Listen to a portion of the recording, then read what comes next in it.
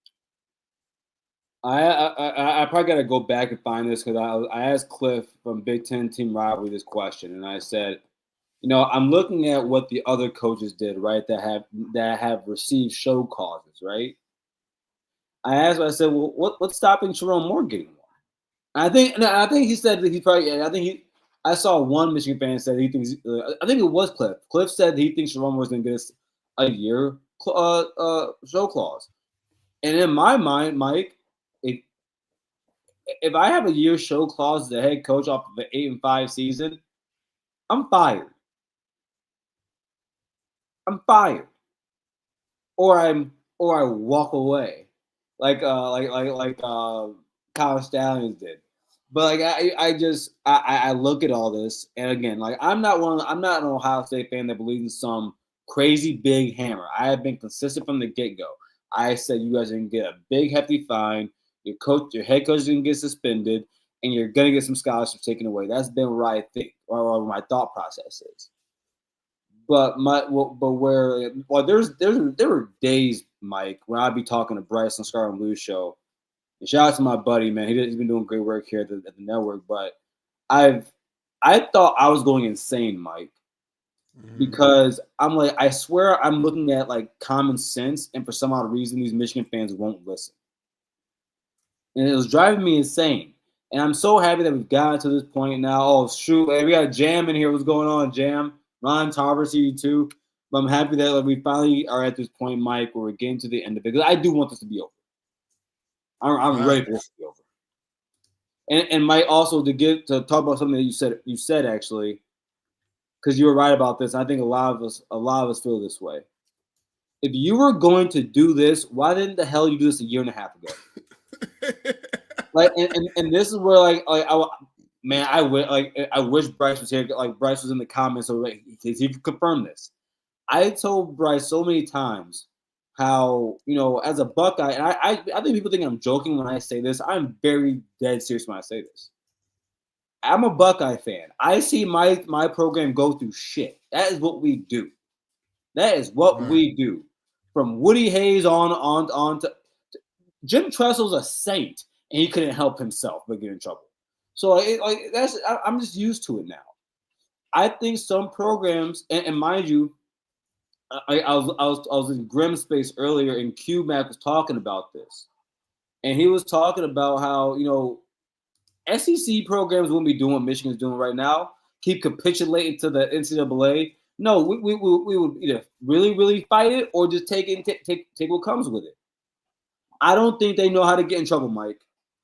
Nah, they're like that spoiled kid, never been told no. But that's the thing, right? They tasted a little success that they've never had before, right? And now they don't want to let that go, And I did put a poll in the chat. You know what I'm saying? The poll is, what is the most impactful sanctions? You have vacated wins, postseason ban, head coach show cause, or pay a fine, And my thing is the vacated wins hurt. Yeah, you could say it happened on the field, but at the end of the day, puts an asterisk on it. I mean, the simple fact that you already had to suspend your head coach for it already goes ahead and puts an asterisk on all of your wins and your national championship. And this is what I have said about, the team up north fans calling us soft, because every time I get into it with them on Twitter, they can never stand in the paint. They turn the comments off or whatever when they get exposed, or they want to go on a blocking frenzy. All this, it is all projection. All projection. That's all they have been doing for the entire time. The whole soft comments, just everything.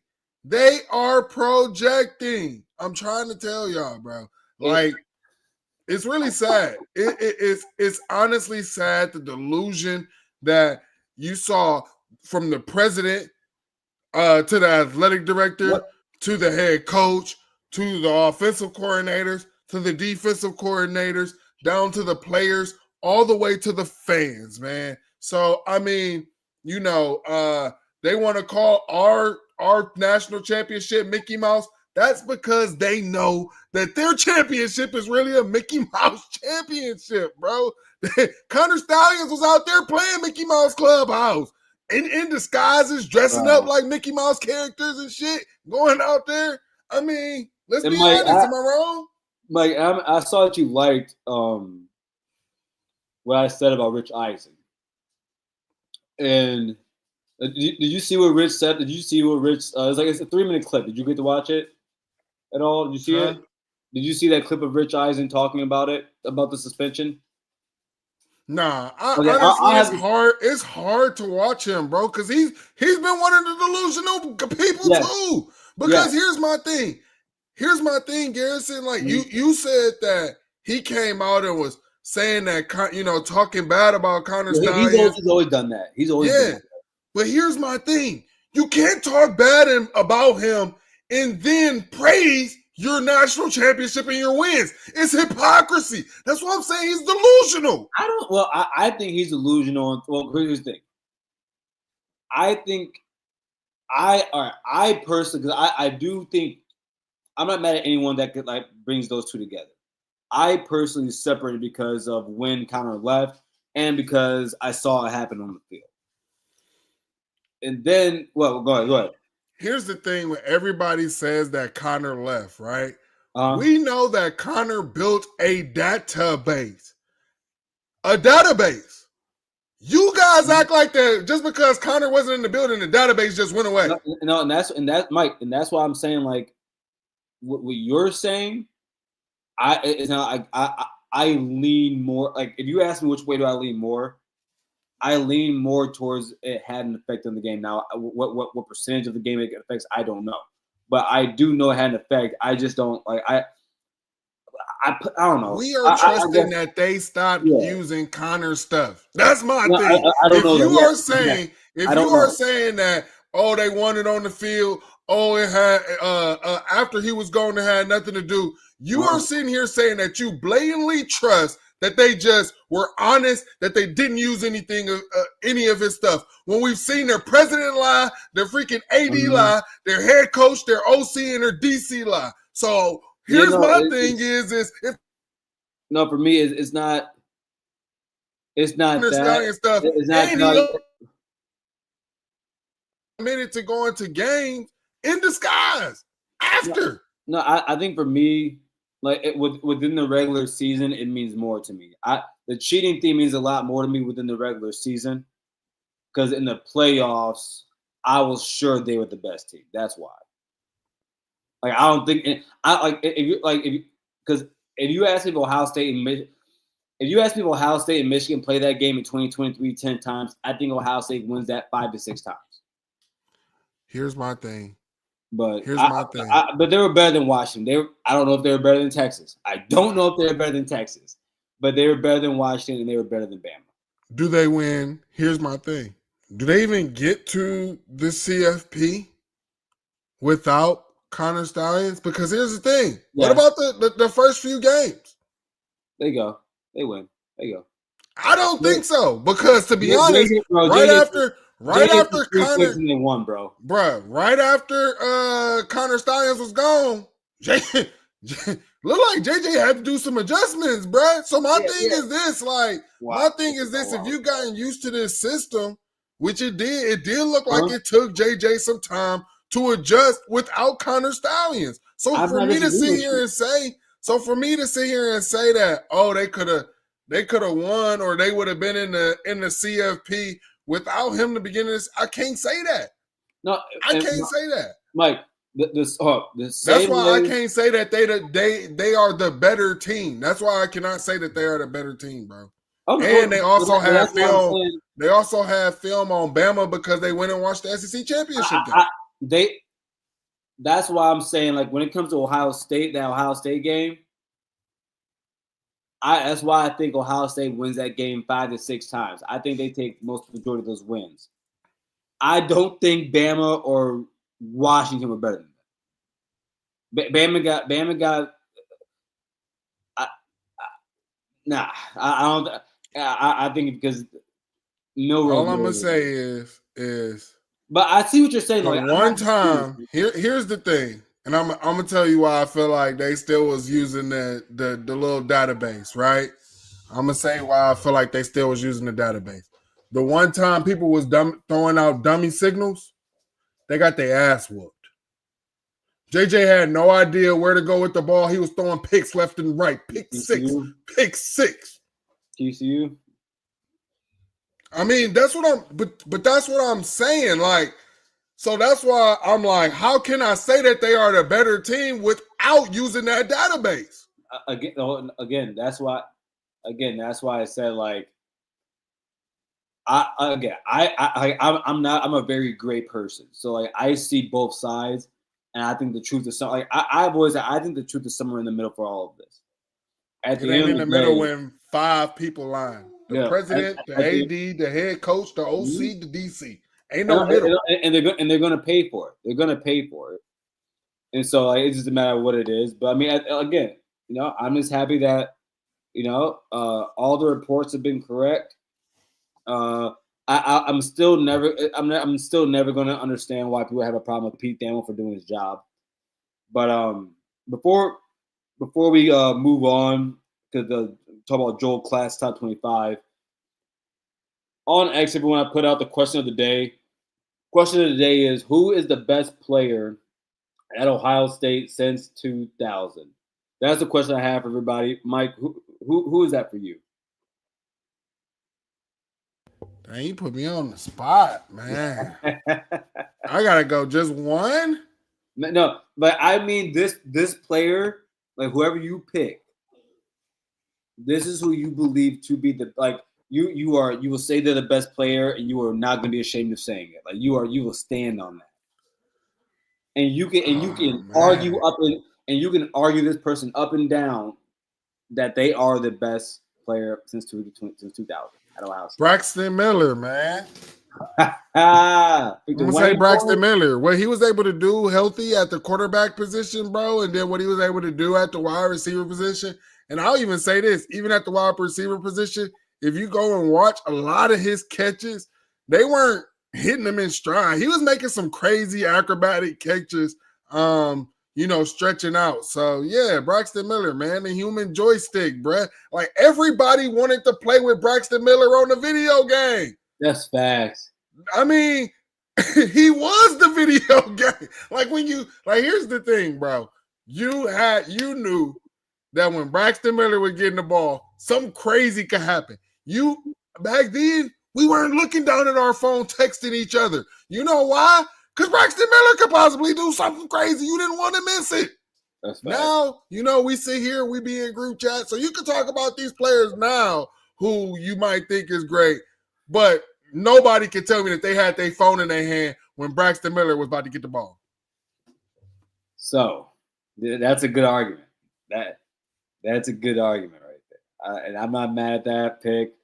Also because, like, you look at just skill-wise, from quarterback to wide receiver to running back, there wasn't a position that Braxton Miller couldn't play on the field. So I like that one. For me, and shout out to our guy Abdul. He's right where I am. Chase Young. I think Chase Young is the best Ohio State player since 2000. I felt this way since he had that season and went to New York. Big Ten leader, single season record of I think that's at 15.5. He's second all-time sack leader behind Ryan Kerrigan, who I think has 2 more sacks but played a full season more. And mind you, people forget, he broke that record for single season, missing 3 games. 3? Oh, I can't hear you, Mike.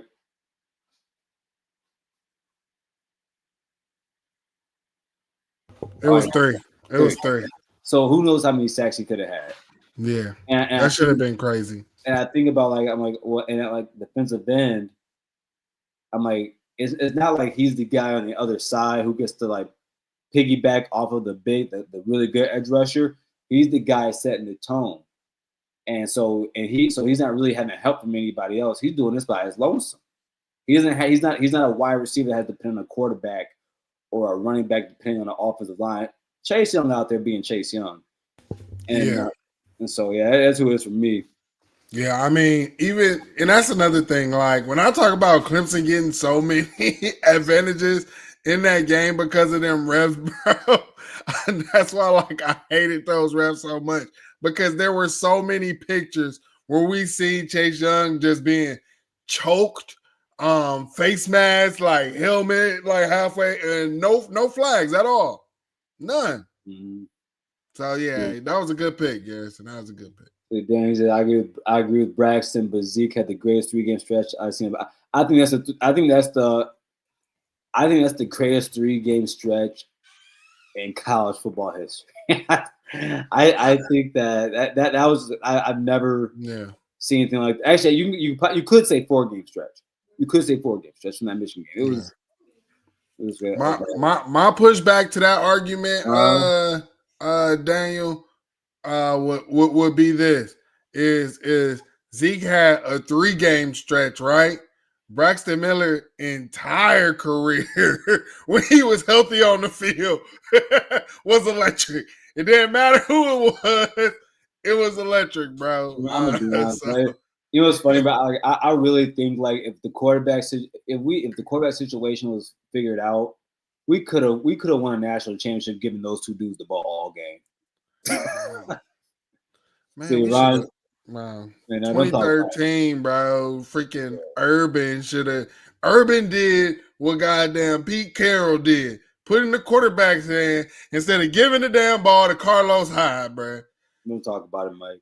That's all. Tarver. That's all, man. I'm telling you, bro. Ron Tarver, he says Kayden Jr. is your favorite He's your favorite Buckeye, favorite Buckeye. That's my favorite Buckeye, to be honest with you. Definitely. That's who I was about to say. But then when you start talking about like the arguments, because there can be some arguments made against Ted Ginn as a wide receiver, right? So that's why I was like, okay. It's going to be hard to argue against Braxton Miller. Ooh, Richie. Chase came up kind of small in big games. I think people need to go back and watch that film because I mean, if you're looking at stat lines, okay, but if this dude's occupying 2 offensive linemen and they chipping him using a running back or a tight end, that's not. Go back and watch that Clemson game, bro. Just go back and watch it. Go back and watch some of those big games, and you'd be like, okay. And then I'll say in 2018, you had Nick Bosa got hurt, but Chase Young was also dealing with some. I think he had like some ankle injuries in 2018 as well. So, but 2019, bro, dude was on a tear in all big games. Let's see, Ron Tarver, y'all gonna hate me for this, but I don't think Braxton would have won that 2013 Alabama game. Bullshit. I disagree. Here's the thing. That was the 12-0 team, right? Huh? Wait, that's 2012. Is he talking about the 2013? I think he means the 20 when Bama and Notre Dame played. 2012. 2012. Yeah. Season. If we had a win, Bama wouldn't even been in there. That was our spot. But that's a chip. That's a chip. We'd have beat Notre Dame. Maybe was 2013? Did Alabama go back? Did they win back to back? Alabama went back to back. Huh? Okay. Well, if they went, here's my thing. Maybe in 2013 we don't beat Alabama, and I'll say this only because our defense wasn't ready yet. That's when, because after 2013, the 2014 years when we went and we got Chris Ash, right? He, added the quarters coverage, helped us out a little bit on the back end of our defense. Mike, the 2013 season, Florida State won because 2014. Oh yeah, that's right. So so 20. Yeah. I mean, to be honest, if he talking about that 2012 season, we definitely win. We beat Notre Dame. We beat Notre Dame, bro. Yeah, we beat Notre Dame, bro. And if he is talking about the 2014, I'm going to tell you, Nick Saban said that the reason why they Cardale Jones was able to beat them is the way that he was able to spread the ball around the field because of his arm, right? Y'all people act like Braxton Miller wasn't throwing a deep ball to Devin Smith his majority of his career. Like who do y'all think Devin Smith was catching them long deep passes for him to have the record that he had, right? So I'm telling you guys, again, what has Nick Saban always had an issue defending? Really athletic quarterbacks who can throw the ball deep. Don't tell me we wouldn't have won that game, bro. Right. Honestly, we probably wouldn't have been down as much as we was going in the half. We'd have probably been up. It probably could have got ugly for Bama if you really want to be honest, because Braxton Miller wasn't going out like that. By the way, I'm gonna go do something because so for everyone, if you're not, go on if you're on X, Twitter, whatever you want to call it, go on the Ohio State, look up Ohio State football BDMG Best Damn Media Group community out there. I usually post Mike and I post all the stuff from the show. Well, first off, you hit the notification bell so that you can have it there on YouTube also. But we post a lot of things from the of our content on there. I posted questions there, Mike. Some of the questions I have here from Man of War. He says Chris Gamble. I have. Who else here that we haven't said? Tom Ryan, Bucks Madness. He said Brian Shaw. That's funny. Bryson Shaw. Bryson Shaw. That's hilarious. That's hilarious. So shout out Jim Knowles for that one, man. Yeah. That's one thing Jim Knowles definitely did. Well, boy, he yelled him right up out the bench. I got him out that game, boy. A name that was actually was one of my favorite Buckeyes, AJ Hawk. Yeah. He's on here. Ryan Shazier. Did somebody put Ryan Shazier? Buttonwood, he put Steve Belisari. But yeah, Mike, before we get out of here, man, our last topic that we can go over this quickly. It's been like 5 minutes here. Joel Klatt's top 25, and I have it right here. 1 second. So I actually thought that this was a decent list. I don't have too many. I think I had like the teams I thought were too high, and there were about 4 of them. I thought the teams that were ranked too low, I had about 3 of them. If I remember correctly, I'm looking at it. I had South Carolina too low. I had Alabama too high. I had Arizona State too low. I had Michigan ranked too high. Baylor ranked too high. Iowa ranked too high. And Miami I had ranked too low. I thought Miami should have been ranked higher. But overall, though, I think the list is fine. I think I think there's an argument for Penn State as of today to be ranked number 1 in the country coming into the season. Like 2 through 5. I think you could go either way. Notre Dame at 6. I think Notre Dame has the best running back in the country, one of the top 5 players in college football, and Jeremiah Love. So I think that's where they need to be. LSU, one of my dark horses. Mike, what do you? And then I look at teams like Michigan at 12 is crazy to me. But what do you think? Okay, so yeah, I think the only argument for Penn State at 1 is the return in production, right? But again, you still have unproven at the skill position. Yeah, you get the Syracuse wide receiver coming in, but he missed all of spring as well. So how does that development go about? No, I feel you on that. Like, there you go. All right, my bad. Then Oregon being ahead of Notre Dame, I think Notre Dame is way too low. I guess the only knock against Notre Dame. Whoa. Everyone, I think the hell has frozen over. Mike just gave Notre Dame a compliment. Holy hell. What?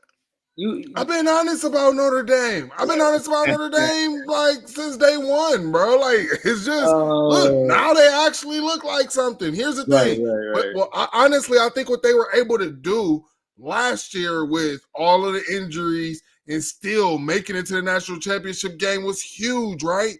All of those players, those young guys who got those reps, starting reps in the CFP, that's just being taken, I think, for granted. In this poll, I don't know what Joel Klatt is trying to do here. I don't know if this was a little Big Ten bias, putting Oregon over Notre Dame, but it does, to me, it doesn't make sense, right? No, Iowa over Oklahoma. I don't understand that. Yeah, I don't know. The LSU over Georgia and Alabama, I don't see. Because here's my thing. I'm all the way with that. Here's my thing. What I was getting to about the Notre Dame, right? I think that Notre Dame, if they needed a quarterback, they would have went in the portal. We know Marcus Freeman would have went in the portal. He would have got his guy. He thinks that they have a quarterback this year, and to be honest, it's probably going to be better than Riley Leonard, because Riley Leonard really wasn't that good, bro. DJ Carr's going to be better than Riley Leonard. Yeah. So again, the same thing with Alabama. They're going to be loaded on defense. Still going to have a top defense. It's whether can the quarterback just hit the guys who's wide open and not turn the ball over. I don't see. I just feel like LSU, Brian Kelly, they have way more to prove to me. That's fair. The BYU being above Arizona State, even Florida being above Arizona State, because I think Arizona State is the favorite to win their conference. So if you're already the favorite to win your conference, possibly being a CFP, how are you even below 12? I don't know. I think Joe Klatt had went out the night before, had fun on the town, and just said, man, they told me to drop this. Let me just go ahead and do it. I think he might end up he just said this post-spring, maybe he might do, a pre-fall and then be like, okay, this got to change. This ain't going to look like that. I don't know what this is, bro. I don't understand it. Miami above Indiana? Yep. Yes. Like, what are we doing? No. I am prone for Miami hate like any other Buckeye fan. But I'm not going to sit here and act like Miami didn't bring back more players from their original team than Indiana did. Also, I do believe they have better talent at Miami. They have really good running backs. They bring back some pretty good defensive players, and they had the better quarterback. That's not debatable. They had the better quarterback. That's not debatable. Here's my and the better offensive line. That's not debatable. Here's my rebuttal. Is I think Indiana and Miami's offense maybe this year could possibly still be comparable.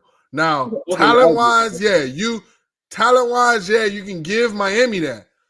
But then we got to talk about the other side of the ball. Defense and coaching. I'm giving it to Indiana. Indiana got a way better defense than Miami. We don't know what Miami's defense going to look like. That crap was garbage. It couldn't stop a cold. It couldn't stop a nosebleed. It couldn't even stop a dang old kid from getting out the playpen. What is we talking about? No, I'm not putting Miami over Indiana. What are we talking about? You got smacked by Syracuse. You're right. Instead of representing your conference or whatever, you let SMU go take your playoff spot. No, that's fair. And coaching. I think Indiana has a better head coach. Yeah, bro, nah, man. Like, that's what I'm saying. What is this? I think OU is – here's another thing. I think OU is too far down because I think what's not being taken into consideration is how many skill guys they had injured last year. And we out here with walk-ons and we holding that against them when they starters going to be back? Mike, and they're forgetting about what they – like, you bring in the best player in the portal who's a quarterback. You bring in one of the best running backs out of Cal. You bring in some wide receivers. Your Oklahoma already has a defense. Now, Oklahoma's last 7 games is the toughest stretch of football that I've ever seen in my life. But I think for what they are, they're too low. Like before we get out of here, give me your in this top 25. Give me 2 teams that give me one team that you think is going to surprise a lot of people. That is ranked out of the top 10. That is ranked out. I mean, Illinois is going to be that team. A lot of people say, a lot of people sit there and say, the Big Ten has no teams, but I mean, we watched what I think you brought this up, what Illinois did to South Carolina, right? Mm-hmm. I mean, and they didn't even have to throw the ball. Imagine if they're able to throw the ball. I think that Illinois team, they returned a lot of production. I think that's going to be the surprise team, and probably, take where Indiana's spot was last year, right? They finished, fourth in the Big Ten to go to the CFP. Maybe that's Illinois this year. I also think Illinois has to play Ohio State on their schedule. They also have, I think, two other big time games. If they can win USC and USC at home and at Indiana. And at Indiana, hold on, I think it's something bigger. Season. I thought it was something bigger than that, bro. Those are Ohio State, USC, and Indiana are like there's Washington's on their schedule. Don't care. Like I think Indiana is gonna walk through everyone on that schedule except for those three teams. Yeah, I mean, if they win two out of those three, then I mean, they cooking with hot grease. So, yeah. So my team, and I don't think you're going to be shocked by this, Mike. Joel Klatt has them ranked higher than I would, but I think he has them ranked this high because of a specific player who I talk about a lot too, and that's DJ Lagway over at Florida. I'm here to. You ready for a? Mike, me and you, we like our little hot takes. You ready for a hot take? I've been playing around with this for some time now. You've seen what I've been saying about Florida over the last month or so. I think Florida's going 10-2. I mean, I can't argue that. I think DJ Lagway going into this season, I'm gonna sit here and tell you that I believe Jeremiah Smith to be the best football player in college football. But in terms of the quarterbacks, I think DJ Lagway is going to separate himself this season. And he might not have the best team. He might not have the best record. But I think at the end of the season, if he stays healthy, DJ Lagway in Gainesville will be the best quarterback in college football next season. And he will be in New York. Yeah, I don't think that's crazy. My only worry with that is just like you said, the health of DJ Lagway, and then all of the development that he missed this spring with the injury, and them talking about he just started throwing a couple weeks ago. So that's something that is concerning to me. But other than that young man got the talent. I've been saying this for a while. Just how the team as a whole looks when he's at command of it, and the offense looks a whole lot better. So, I mean, it'd be good. I know the Florida fans is looking for it. They looking for a glimpse, and if they could get that little glimpse, honestly, you have to watch out. And to be honest, I'll tell you this, the team that got to watch out is Miami. Because right now you got FSU is down, right? Yes. If Florida shows a glimpse this year, all that Miami, they're taking all the Miami, all them recruits that Miami was in on and stuff like that. Bye bye, bye bye. Let me go to the SEC, Brett. And then I'll tell you what. Maybe by the end of the season, Mike, people are gonna have to come out here and apologize to Billy Napier. Probably. I mean, it might be because of DJ Lagway, but you might say I apologize. But Mike, man, if there's anything else, man, that's all I got tonight. Everyone, again, thank you for showing up tonight here to Ohio State Primetime. Mike, thank you for stepping in with me tonight, helping me out, buddy. I really appreciate you, my boy.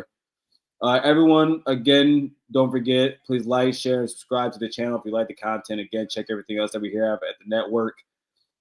Tomorrow at 7 o'clock, be sure to check out the Buckeye Brigade, where myself, Mike, Chris Drew, Juck, Ron, and B Moses will be there. Hopefully we're all there tomorrow. I know guys have different schedules, different things happening in life, so we'll see what happens, but we'll be there no matter what. Also on Wednesday, everyone, please be sure to go and check out at 7:30 the world famous Buckeye show with our guy right here, Mike and Terry, over at 7:30. Again, that's every Wednesday at 7:30. They'll be there. And then on Thursdays, you can come here and check out myself. And I think Terry's gonna be with me on Thursday, actually. Yeah, I think, but it depends. We have check. Yeah, got to take care of the kids first.